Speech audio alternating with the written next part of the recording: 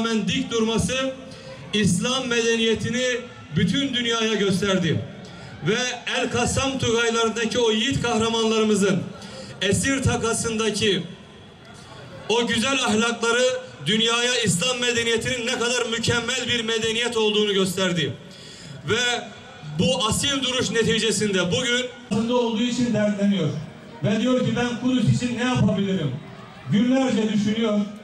Ve en sonunda diyor ki benim en iyi yapabileceğim iş nedir? Ben marangoz olduğum için bir minber yapayım diyor. Muazzam bir minber yapıyor. Ve o minbere pek çok Kur'an-ı Azimüşşan'ın ayetlerini nakşediyor. Diyor ki hayır diyor. Ben bu minberi Mescid-i Aksa için yaptım. Ustaya diyorlar ki şu anda Mescid-i Aksa Haçlıların işgali altındadır. Yani sen bunu bize ver sonra tekrar yaparsın.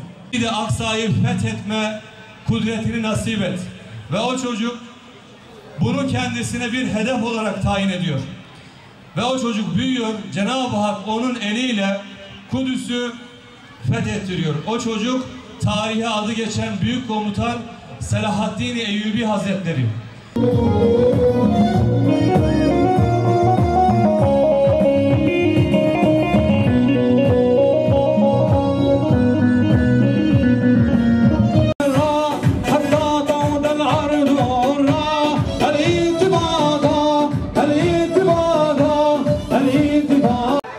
Esselamu Aleyküm ve Rahmetullahi ve Berekatuhu.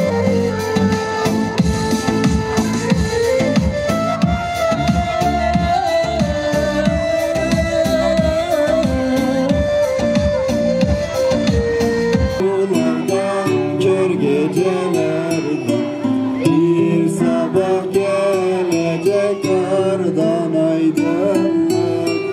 Sonra düğüm bilmecelerden bir sabah gelecek kardan aydınlık. Gökten yağmur yağacak, renklerde hoş kokacak dost. Arkamda bulunan mobilikler aracında sizlere çok ikramımız olacak inşallah. Hepinizden Allah razı olsun.